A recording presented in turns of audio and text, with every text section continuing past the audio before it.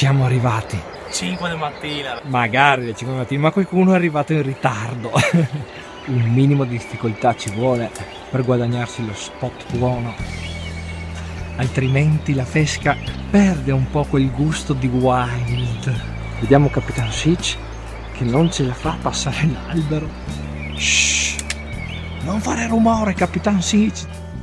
Finalmente si è riaperta la pesca nel nostro bell'Isonzo, caro, vecchio, fedele compagno di 1000 pescate. È un fiume stupendo che, nonostante l'incuria generale, è ancora pieno di vita. Dalla nostra postazione di pesca possiamo infatti vedere che sott'acqua è tutto un fermento. La primavera sta esplodendo, il pesce foraggio è ben presente e questo ci fa sperare in qualche cattura di qualità. Dal confine con la Slovenia alla foce, l'Isonzo si presenta con un letto di ciottoli bianchi che rendono l'acqua ancora più trasparente.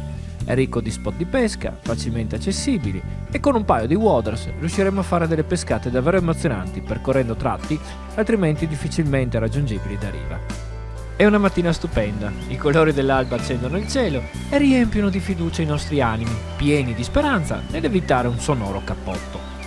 L'apertura ufficiale è alle 7 in punto, quindi abbiamo ancora una decina di minuti per fare colazione e per scoprire che tipo di artificiali e attrezzature utilizzeremo oggi per la pesca mirata alla marmorata. Ecco quindi cosa utilizzeranno oggi i nostri eroi. Seleziona Daniele, apertura 2014.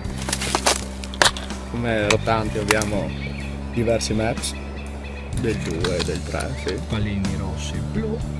Vedo anche tu Martin. Il Martin, giallo con righe nere, e come artificiali abbiamo molto simile all'imitazione da fare qua. Piace. O qualcosa del genere. Bene, eccoci finalmente arrivati all'apertura della trota.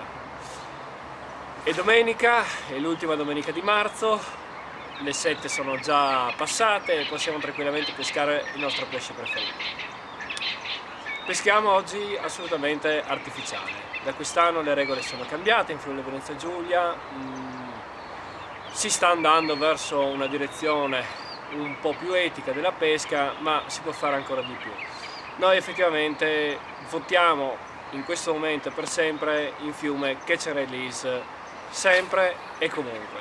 I fiumi sono quello che sono, i pesci sono quelli che sono, per cui ragazzi miei, o li liberiamo o come facciamo a sostenere tutta questa pressione di pesca?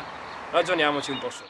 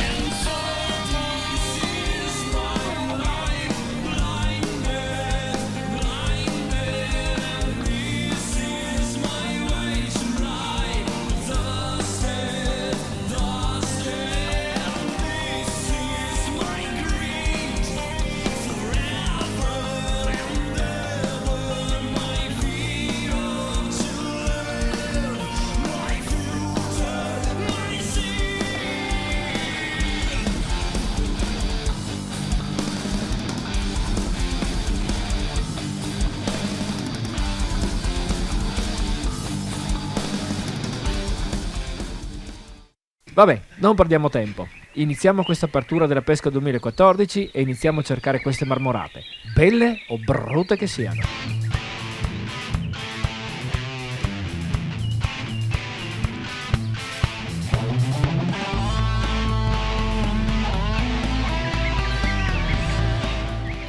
Ce l'ho fatta, ma non è ancora detto finché non è su. Bella, la moncherina, non so,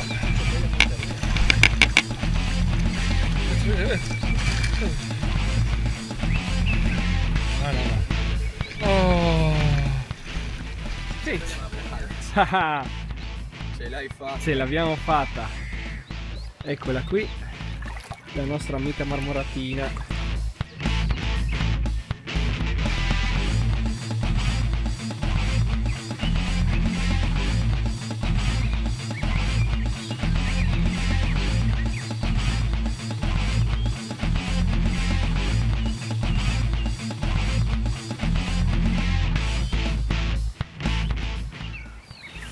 Anche tutte le pinne.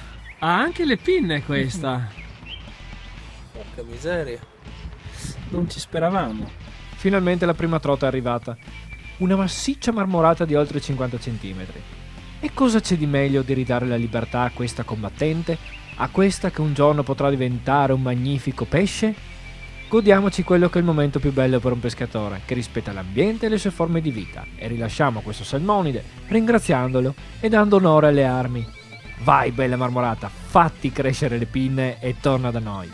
Nel frattempo che noi perdevamo tempo con il servizio fotografico alla nostra modella marmoratissima, ecco che sentiamo il buon Mark urlare "Alluccio, Alluccio!"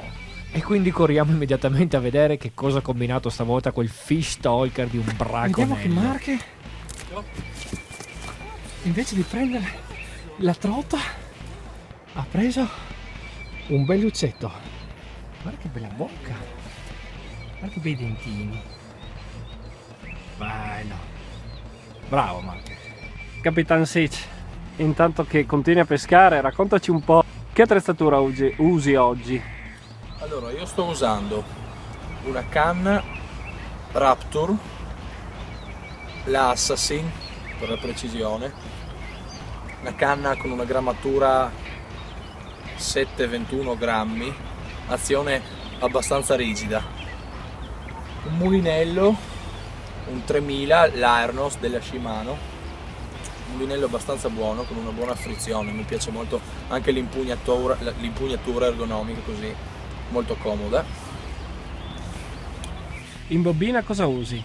In bobina ho un buon nylon dello 020, Ah, quindi non trecciato. non trecciato questa volta. Ah, stai passando alla scuola dei pigri come me. È proprio una questione di pigrizia, così a parte non dover fare ogni volta il nodo di giunzione, comunque qui abbiamo molte rocce, molti sassi, quindi il nylon tiene un po' più l'abrasione.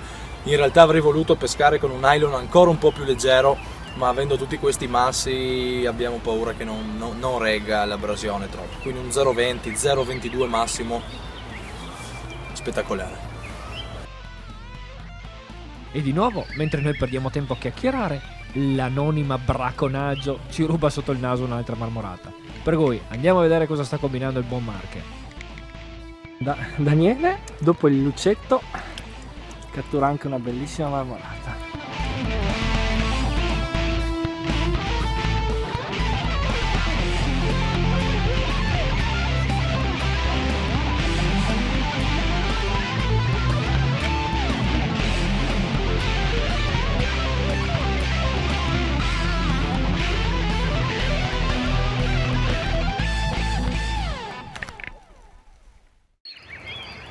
Ed ecco che anche Capitan Sitch, finalmente.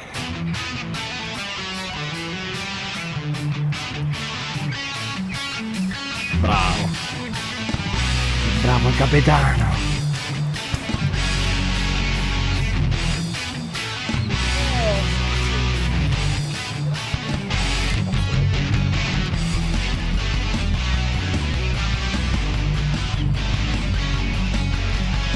Dove?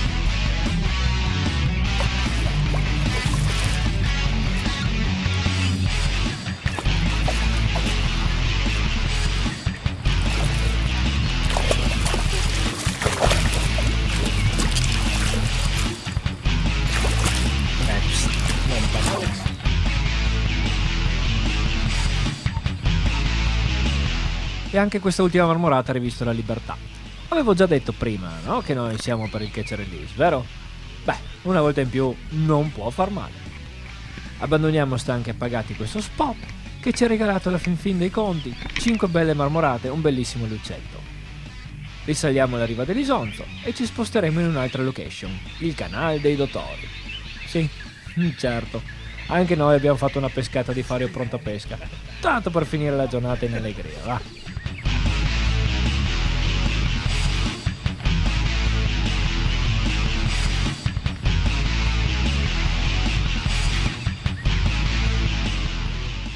Per cambiare un po', e dato che in questo canale è permesso, userò la mia River Trout da 4,5 metri, regalo del buon Capitan Sage, e pescherò a Rodolon con un piombo da 4 grammi che accompagnerà a valle un amo del 6 con ardiglione schiacciato innescato con un vermetto. Le catture sono praticamente immediate. Luca Sage, amante anche lui dei canali di scolo, per mezz'oretta di follia. Facci vedere che hai preso. Dai, oppa là là.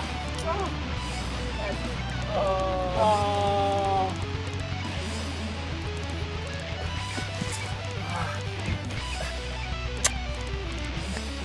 Oppa là.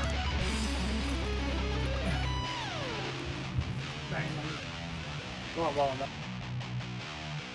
Neanche il tempo di rilasciare la prima trota, peraltro abbastanza bruttina e piccolina, che rilanciamo il nostro vermetto e subito un'altra trota si lancia all'inseguimento. È importante in questi casi ferrare subito, alla prima tocca del pesce, in modo da lamarlo sulla bocca, impedendogli di ingerire l'amo e rischiare di recargli danni gravi nel tentativo di slamarlo. Nonostante tutto però, complice magari un po' la corrente abbastanza sostenuta del canale, queste piccole trote combattono come possono, ma la lotta è decisamente impari.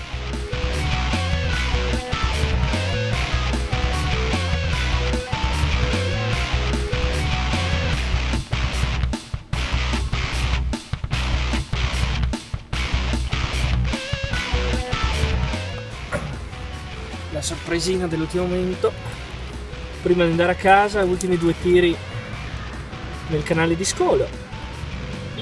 Trotine. Sì, sono proprio le classiche trotelle pronto pesca rilasciate per l'apertura. Livrea, ma insomma, livrea. Boh. Liberiamola subito. Piccolina, facciamo. Vai, opla. La nostra apertura è arrivata ormai al termine e siamo in piedi praticamente dalle 4:30 di questa mattina. Ormai è sera e abbiamo passato una piacevolissima giornata insieme nel nostro fiume preferito, uno dei più bei fiumi d'Italia, l'Isonzo.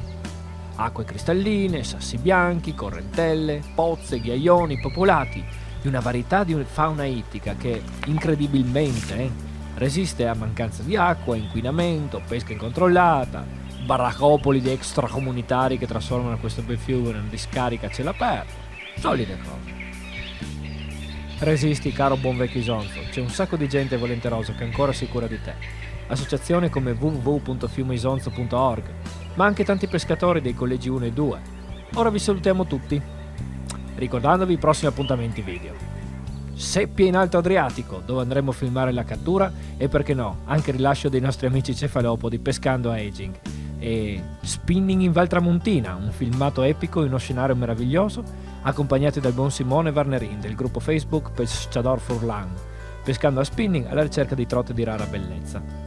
Vi salutiamo tutti quindi, ricordandovi di visitare anche il nostro sito www.pescareinfriuli.com, dove potete trovare tutti i filmati e gli articoli delle nostre avventure. E come sempre ricordatevi, in fiume fate sempre catch and release.